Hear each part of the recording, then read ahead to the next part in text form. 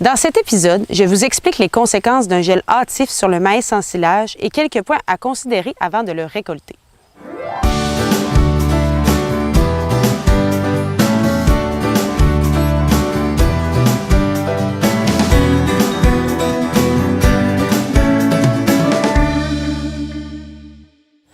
Au Québec, il n'est pas rare qu'un gel survienne avant la récolte du maïs en silage.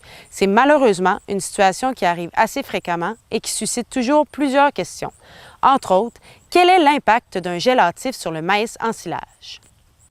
Premièrement, l'impact d'un gel hâtif sur la qualité de l'ensilage peut varier selon le stade auquel le gel a eu lieu. Si le plant de maïs est avancé dans son stade de maturité, l'impact du gel sur la teneur en amidon de l'épi sera moins grand. Il est donc recommandé de vérifier en premier le stade de maturité du maïs au moment du gel pour évaluer les conséquences sur la qualité de l'ensilage. Je vous suggère de le tester en laboratoire afin de connaître ses qualités nutritives. Selon les résultats, vous pourrez adapter votre plan de nutrition en conséquence. Deuxièmement, à la suite d'un gel, le feuillage des plants de maïs est souvent le premier affecté.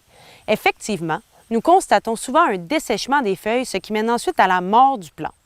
Dans le cas où la tige et les racines sont intactes, il se peut qu'il y ait une accumulation de nitrate dans le bas de la tige.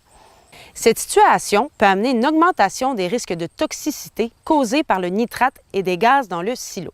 Il peut être nécessaire de faire la coupe de l'ensilage un peu plus haut que d'habitude pour diminuer l'impact d'une hausse de nitrate dans le bas de la tige. C'est certain qu'à ce moment, vous risquez d'avoir une perte de rendement.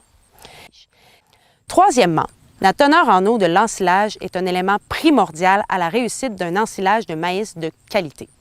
Nous savons qu'avec l'ensilage, l'on doit s'assurer d'avoir une teneur en eau adéquate lors de l'entreposage.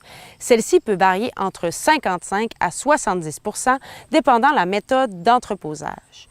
Souvent, à la suite d'un gel, les feuilles deviendront desséchées, ce qui peut porter à croire que le plant a atteint une teneur en eau adéquate. Il ne faut pas s'y méprendre. La tige et l'épi peuvent encore être bien gorgés en eau.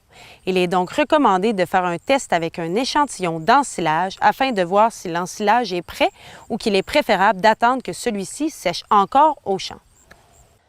On considère qu'à cette période de l'année, le maïs perd environ 0,5 % d'humidité par jour. Il faut donc suivre la teneur en eau régulièrement avant de procéder à la récolte de l'ensilage d'un maïs qui a subi un gel hâtif. Finalement, si un gel hâtif se produit à l'automne, prenez le temps d'analyser la situation et l'impact que celui-ci semble avoir sur le maïs avant de récolter. N'allez pas ensiler votre maïs le lendemain du gel sans avoir fait un test pour obtenir la teneur en eau approximative de celui-ci. Comme plusieurs situations problématiques en agriculture, il est toujours préférable de prendre un peu de recul et d'analyser la situation avant de prendre une décision précipitée. Et dans le doute, n'hésitez pas à vous référer à une personne ressource afin de vous aider à prendre la meilleure décision. Visez plus haut,